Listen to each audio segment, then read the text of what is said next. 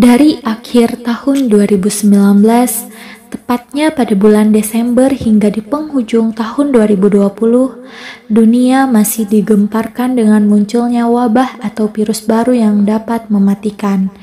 Virus ini dikenal dengan nama COVID-19 atau virus corona. Kemunculan virus ini bermula dari pasar Wuhan, Cina, lalu menyebar dengan cepat ke negara-negara lainnya. Hingga tepatnya pada Maret 2020, virus ini memasuki negara kita yaitu negara Indonesia. Hingga saat ini, kasus virus corona di Indonesia masih terus meningkat. Pemerintah sudah melakukan berbagai upaya untuk menurunkan tingkat penyebaran virus dari penutupan semua akses darat, laut, maupun udara. Juga lockdown antar kota dan setiap sekolah, universitas, bahkan kantor-kantor dan tempat wisata lainnya pun ditutup. Namun tetap saja, angka penularan virus tersebut masih terus meningkat. Seluruh orang diwajibkan untuk selalu menggunakan masker, baik dari yang paling muda hingga yang paling tua.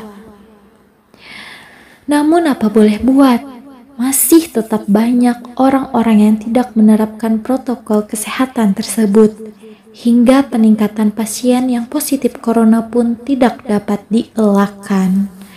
Dan bagaikan sebuah peribahasa, sudah jatuh tertimpa tangga. Kini bersamaan dengan peningkatan angka pasien yang positif corona, di Indonesia juga mengalami berbagai bencana alam. Contohnya bencana alam yang terjadi pada Provinsi Kalimantan Tengah, tepatnya pada bulan September 2020. Di daerah Kalimantan Tengah terjadi banjir yang lumayan besar dan waktu terjadinya banjir pun lumayan lama. Sejumlah daerah terendam seperti Lamandau, Katingan, Seruyan, Kota Waringin Timur, Gunung Mas, Murung Raya, dan Kapuas. Status tanggap darurat banjir diberlakukan di provinsi ini mulai tanggal 11 hingga tanggal 26 September 2020. Pemerintah Kalteng menyalurkan 20.000 paket bantuan ke lokasi bencana melalui udara maupun darat. Banjir sangat mungkin terjadi disebabkan rusaknya hutan di bagian hulu, sehingga kemampuan hutan untuk menampung dan menyerap air hujan sangat kecil. Atau bisa dibilang ini adalah dampak dari rusaknya sebagian hutan yang ada di Kalteng.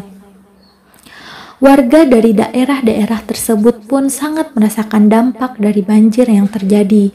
Banyaknya pemukiman warga yang tergenang air, banyaknya aktivitas warga yang mau tidak mau harus terhenti dikarenakan banjir. Bahkan alat transportasi seperti mobil dan motor pun tidak bisa digunakan. Sebagian ada yang tenggelam. Karena kejadian tersebut, sebagian warga juga harus mengungsi ke tenda bantuan atau posko banjir.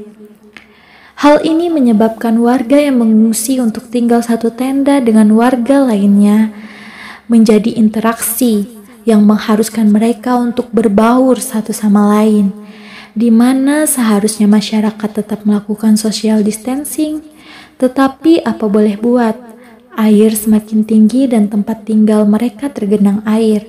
Mau tidak mau, mereka harus menyatu dengan yang lainnya.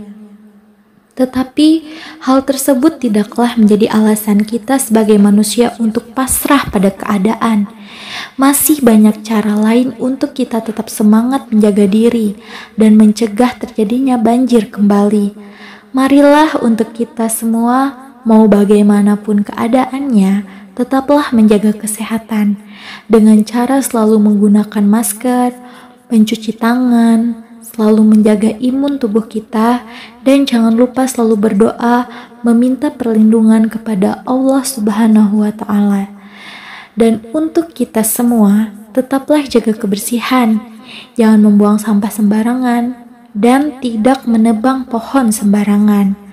Marilah kita menanam kembali pepohonan yang telah rusak, menjaga, melindungi, dan memelihara hutan kita yang masih ada. Tetap yakin kita pasti bisa. Semangat terus untuk kita semua.